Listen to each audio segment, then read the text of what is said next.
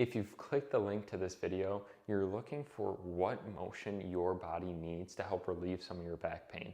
And in this video, I hope to accomplish just some of the basic movements that we start with in our office when someone is having some low back pain, because what I have found more often than not is that there's usually one main direction that someone has trouble moving into.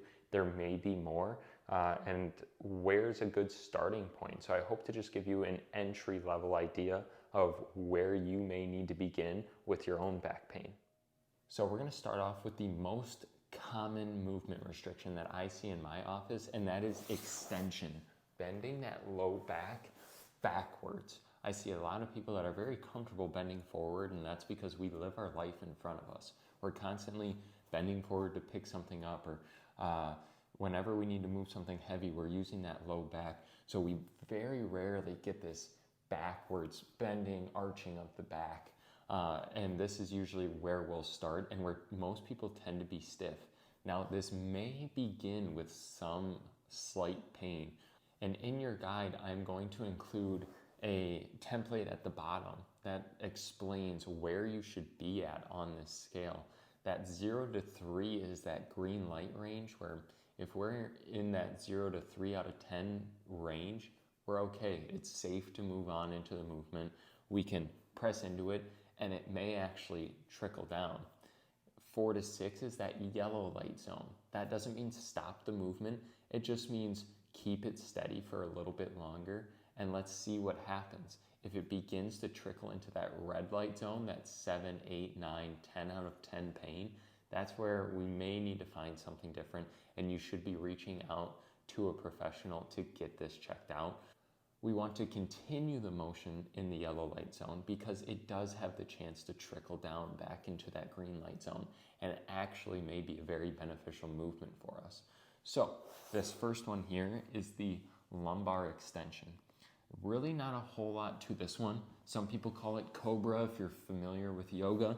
We're just going to be laying on our stomach. I like to have my feet hanging off the edge of a table, of a couch, whatever it may be. It just helps my legs be a little more relaxed. And we can start with our hands out in front of us. The further our hands are in front of us, the easier it is to press up. The closer they get, the more motion I'm going to be pushing. But you may not be ready for this position yet. So starting out here is totally fine. And we're just nice and slow. We're going to take a breath in, push, and then once we're at the very top, we're going to take a breath out. And you should feel that low back just dip a little more. Another big focus here is keeping our glutes and our hamstrings off. A lot of people, when they do this, they use those muscles, they squeeze them really tight once we're up here. If this is something you can't tell if you're struggling with and you don't know if you're squeezing, once I'm up here, I like to do a really hard squeeze and relax, just to make sure that those muscles are off.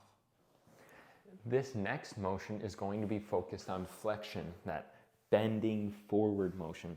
I don't see this with a lot of patients. That extension is definitely more common, but for people that may have some nerve irritation in their back, it can be really beneficial to open up that space, to give the nerve a little more room to breathe so that there's not so much compression on it. There's not a lot of irritation. Sometimes bending forward is a good option for some people, and maybe you need a mix of all of them. There's no saying that there's going to be one perfect one, and it may change. It may start with extension, and then you may need some flexion. It's good to slowly work your way back into every motion, even the ones that are a little painful. The worst thing we can do here is avoid all motions. That's when we're going to get really stiff. Our body's going to be really afraid to move in any direction. We want to make sure that we're slowly showing our body that it's okay to move back into these positions. The one I'm going to show you now is to work on slowly getting back into that rounding of the back. So I like to find a table to lay on, and we're just going to be doing knee hugs. So I'm going to lay on my back. I'm going to grab one knee, grab the other, and I'm just going to pull my knees towards my chest. As I do this, I'm breathing out, just to get a little more range of motion. Breathing in when I go back,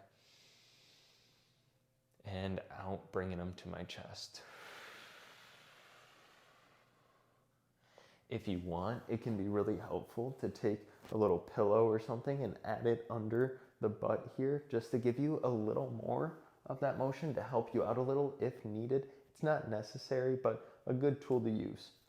The next motion we're going to work on is that side bend motion. I don't see this one very commonly, but again, it may be useful for you. This one I like to do standing up against a wall. We're going to keep the arm straight out from the body. You can use your hand here. I like to relax on the forearm. It's just easier for my shoulder to relax. I don't want it to be shrugged up by my ear. But all we're going to do from this position is with this opposite hand. My right hand is on my right hip. And same breathing here. As I push into the motion, I'm going to breathe out, breathe in. And I'm not pushing very hard with this hand. I'm just kind of guiding my hips towards the wall. Relax. Just like that. And that can be performed on both sides. It's a nice, gentle way to start easing back into that range of motion. The last one here is that rotation. This can be a tricky one, and for most people, we want to make sure that we clear up those first couple we just went through before we start getting into rotation, just because it tends to be a little more aggravating than the rest. So we want to make sure that we can perform that extension, the flexion, the side bends to the best of our ability before we jump into this. But to get started with this, a nice, slow, gentle movement we can do. I like to be seated, feet flat on the floor, and almost like those Russian twists, if you've ever seen those ab exercises. Similar motion here. We're just tapping the hands to one side, tapping to the other. Nice and slow. If you want, you can incorporate the breathing into this. Breathing out, breathing in, and out each time we turn. And just light turns. Don't have to go very quick here. Take it nice and slow. Tap, tap. The best thing about this one is you can very easily upgrade it. You can grab a weight, set it down, pick it up, set it down. You can increase speed. It's not a bad idea to start working your way back into this.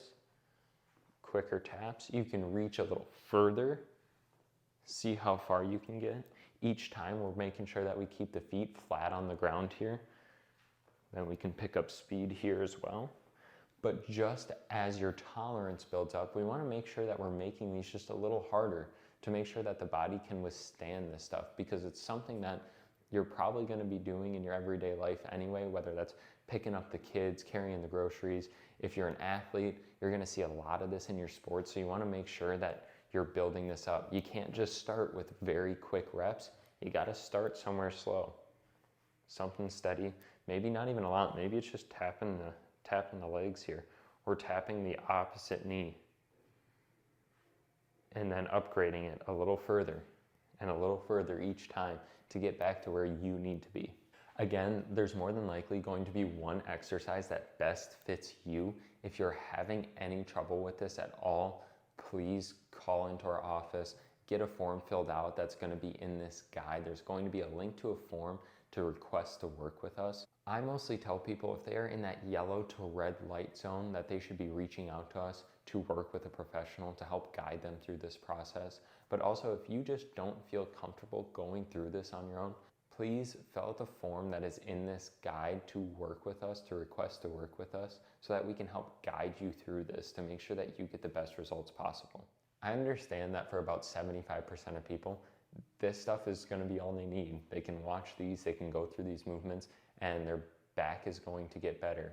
But there's going to be 25% of you that feel like they need a little more, that their pain's been hanging around too long. Maybe this is something you've done before and you need some more nuance. You need something that's a little more specialized to you.